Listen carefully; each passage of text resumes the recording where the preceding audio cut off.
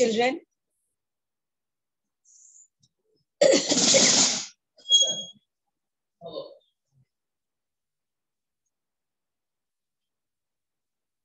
Good morning, everyone.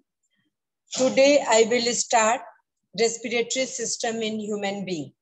So all of you write down the topic respiratory system in human being.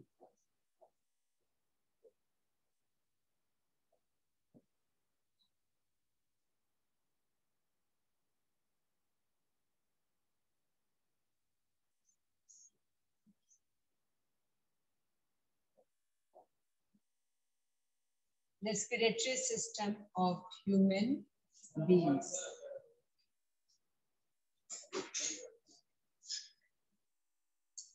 In last class, we have read about differences between breathing and respiration. Breathing is a physical process, while respiration is a chemical process. Then, in breathing, inhalation and exhalation of gases occur, means we take in oxygen-rich air and give out carbon dioxide-rich air. So this includes breathing. And in respiration, oxidation of glucose occurs inside our body, inside the cell, which provide us energy. When glucose combines with oxygen, then it completely oxidized into CO2, water, and provide us energy in the form of ATP, adenosine triphosphate. This is the energy currency of our cell, our body. Next, respiratory system of human being. In that, first of all, we will deal what are the organs involved in respiration. वो कौन सारे organs हैं जो respiration में involved हैं. तो हम लिख भी रहे हैं बोर्ड पर और तुम लोग भी लिख सकते हो. Number 1, nose and nostril.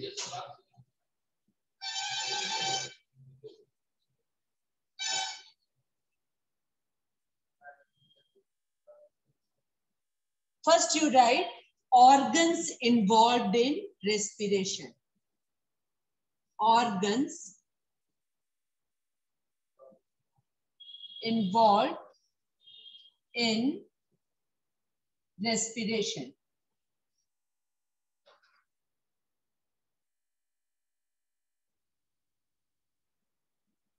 Organs involved in respiration. First, nose and nostrils. जो नाक में दो छेद है, that is known as nostrils.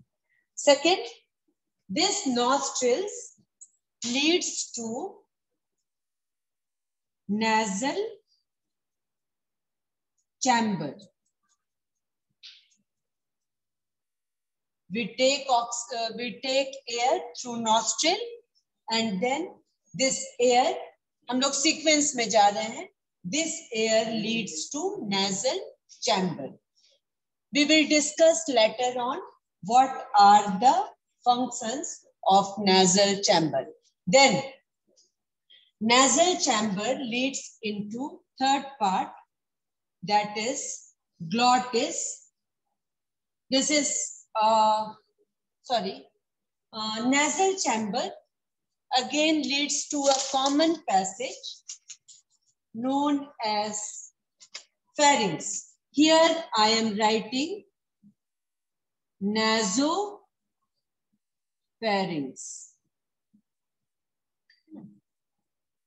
Now let me tell you that pharynx is a common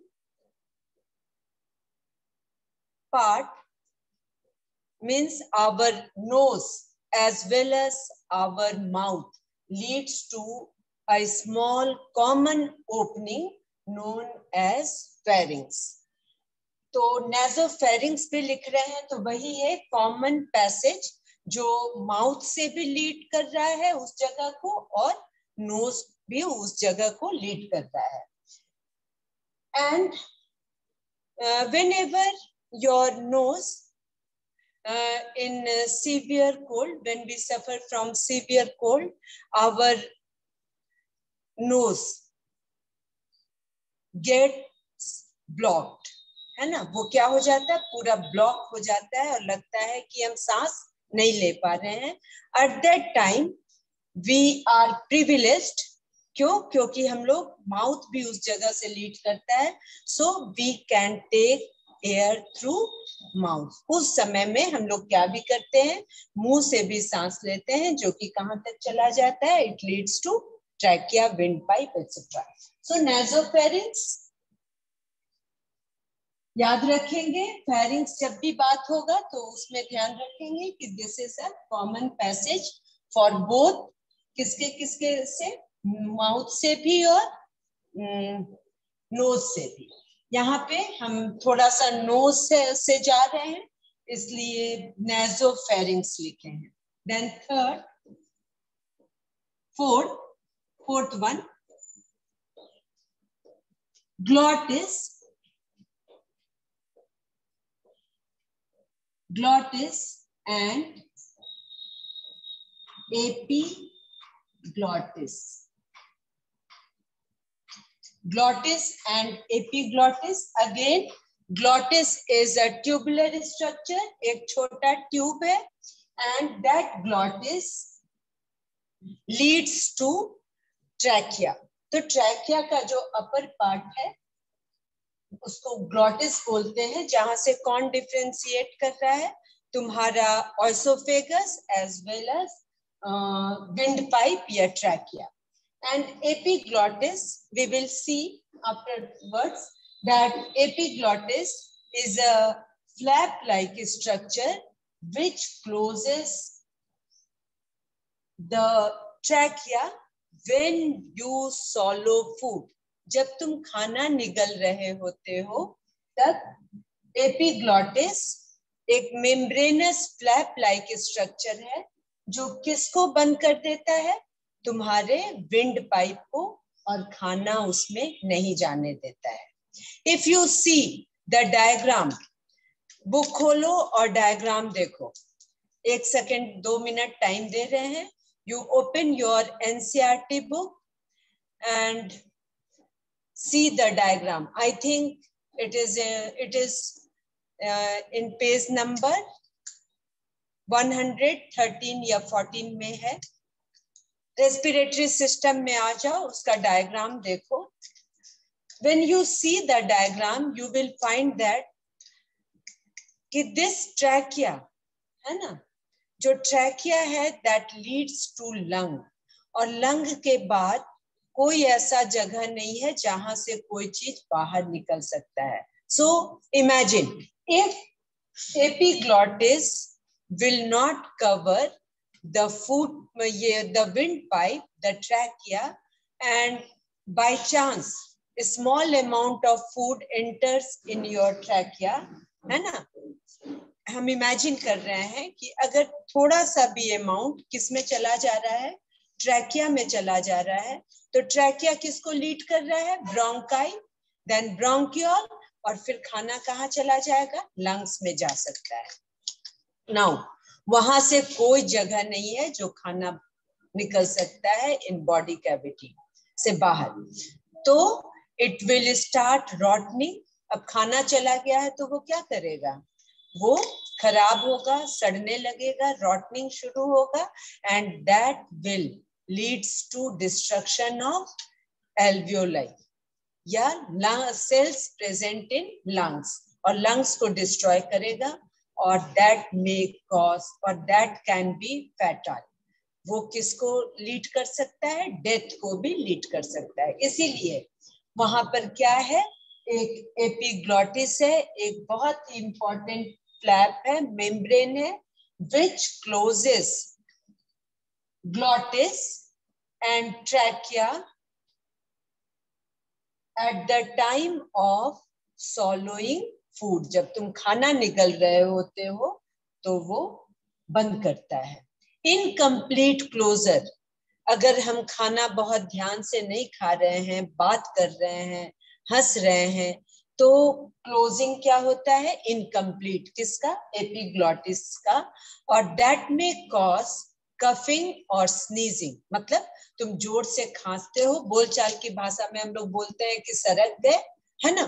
तो वो जो खांसते हैं हम लोग, तो उस जर्क से खाना फिर किस में आ जाता है? इन द फेरिंग्स और इन द फूड पाइप। तो इसीलिए कहा जाता है कि जब खाना खा रहे होते हैं हम लोग, तो हम लोगों को शांत से और पूरा कंसंट्रेट होकर के खाना खाना चाहिए, because these nutrients is important for our life. जो तुम खाना खा रहे हो वो तुम्हारे लिए इम्पोर्टेंट है, उसका डाइजेशन, उसका एब्जॉर्प्शन, उसका utilisation. So that is about glottis and epiglottis. Then number 5, larynx.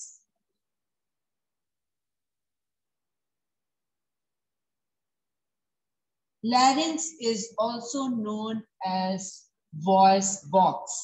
Larynx. Yes, you can see the diagram. Diagram तुम देख सकते हो, है ना? जितेंद्र सर फॉरवर्ड किए हैं, तो डायग्राम हम लोग देख रहे हैं अब यहाँ पे। This larynx or voice box again contains two membranous structure. दो मेम्ब्रेन का स्ट्रक्चर है वहां पे, और that adjust among themselves, वो दो जो मेम्ब्रेन है वो एडजस्ट करते हैं, that is why we can produce sound. तो इन so that is about larynx, voice box. And in males generally देखते हैं कि in the case of males during puberty, है ना, 14-15 years में, that protruded out, वो थोड़ा प्रोमिनेंट हो जाता है, बाहर निकला रहता है, प्रोट्रूडेड आउट, बाहर निकल दिखता है, prominent. So that is known as Adam's apple. कभी कभी बोर्ड एग्जाम में ये पूछा जाता है कि वॉइस बॉक्स या लैरिंग्स का एक ऑल्टरनेट नाम दीजिए इन द केस ऑफ मेल्स, तो हम लोग बोलेंगे क्या? आंसर उसका क्या होगा? Adams apple. देन नेक्स्ट आ जाते हैं, ये तो पहला देख लो तुम अपनी कॉपी में, पहला तुम लिखे होगे nose and nostril, second nasal chamber, third nasopharynx, fourth glottis and epiglottis, fifth larynx और वॉइस बॉक्स। देन नेक्स्ट लिखो ट्रैकिया, जिसको तुम छोटे क्लास में क्या भी बोलते थे? Wind pipe. अब नहीं बोलेंगे, अब हम लोग ऊंचे क्लास में पढ़ रहे हैं और हम लोग बोलेंगे trachea. Then trachea leads into, see in the diagram, diagram में देखो ट्रैकिया किसको लीड कर रहा है? Bronchi, two bronchi. Bronchi is plural and bronchus is singular. So number 7, it is bronchi.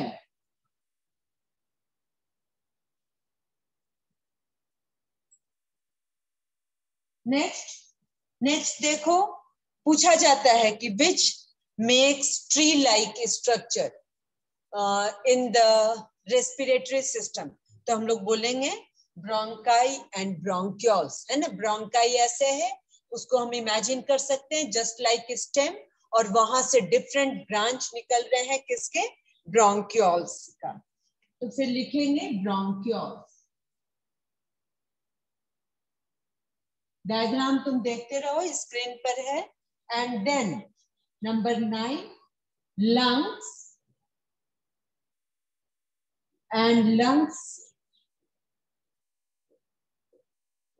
lungs are made up of alveoli. lungs किसका बना हुआ है? एल्वियोलाई का। पूछा जाएगा तुमसे कि what is the unit structure of lung, तो बोलेंगे एल्वियोलाई। ठीक है, तो दीज आर ऑर्गन्स, ये सारे ऑर्गन्स हैं, किसको रिलेट कर रहे हैं, रेस्पिरेशन को। फिर से हम लोग सीक्वेंस में आ रहे हैं, again I am repeating the same. Number 1 nose and nostril, ठीक है, this nostril leads to nasal chamber, नाक का जो चैम्बर है, जो जगह है, उसको बोलते हैं nasal chamber. Then nasal chamber leads to nasopharynx, nasopharynx again I am repeating कि this is a common structure, यहाँ पे फेरिंग्स आ जाएगा, क्योंकि नो रेस्पिरेटरी सिस्टम डील कर रहे हैं इसीलिए नेजोफेरिंग्स लिख रहे हैं। You can write pharynx also, या बुक में फेरिंग्स भी तुम देख सकते हो। So this pharynx is a common tubular structure which is connected with mouth as well as nose, दोनों से कनेक्टेड है। उसका एडवांटेज ये है कि at the time of severe cold when our nose gets blocked, कभी कभी एकदम लगता है कि एक सांस भी हम अंदर नहीं ले पा रहे हैं, बहुत ज्यादा सफर कर रहे हैं किससे, कोल्ड से या कफ से, तो eight that time that pharynx, वहां तक हम लोग किसके थ्रू एयर ले लेते हैं, माउथ से, मुंह से सांस लेते हैं, तो ये कॉमन पैसेज है। Then pharynx leads to glottis and epiglottis. Epiglottis is a flap like structure, membranous flap like structure. इसका फंक्शन बहुत ही इंपॉर्टेंट है और बोर्ड एग्जाम में पूछा जाता है, तो बताते हैं हम लोग कि epiglottis is a flap like structure which closes our respiratory system or trachea when we swallow food. जब खाना तुम निगलते रहते हो तो उससे क्या करता है, बंद कर देता है। देन लैरिंग्स, ग्लॉटिस किसको लीड कर रहा है, again a tubular structure just above the, किसके अबव है, just above the trachea, and it is a larynx is also known as voice box। और इसका काम क्या है, ये two membranous flap like structure है, एडजस्ट करता है to produce sound. Then in the case of males at the time of puberty it protruded out, यहाँ पे प्रोमिनेंट दिखता है, थोड़ा प्रोट्रूडेड दिखता है, and that is known as Adam's apple. उसको हम लोग क्या भी बोलते हैं, Adam's apple. Then larynx leads to trachea. Again trachea में हम लोग याद रखेंगे कि in trachea we have C shaped cartilage, book में भी है, उसको अंडरलाइन करोगे कि I think on page number 112 that trachea contains C shaped cartilaginous structure, C के आकार का कार्टिलेजिनस स्ट्रक्चर है। और ये इसका फंक्शन क्या है, it prevent trachea from collapsing.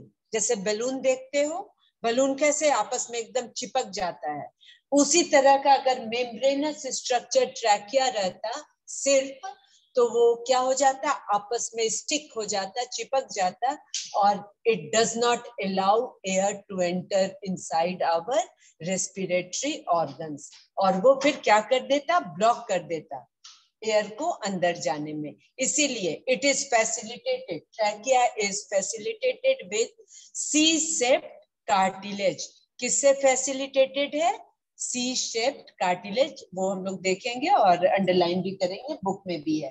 Then trachea leads into two tubular part known as bronchi. Bronchi is plural, bronchus is singular. Then bronchi leads into again different branch like structure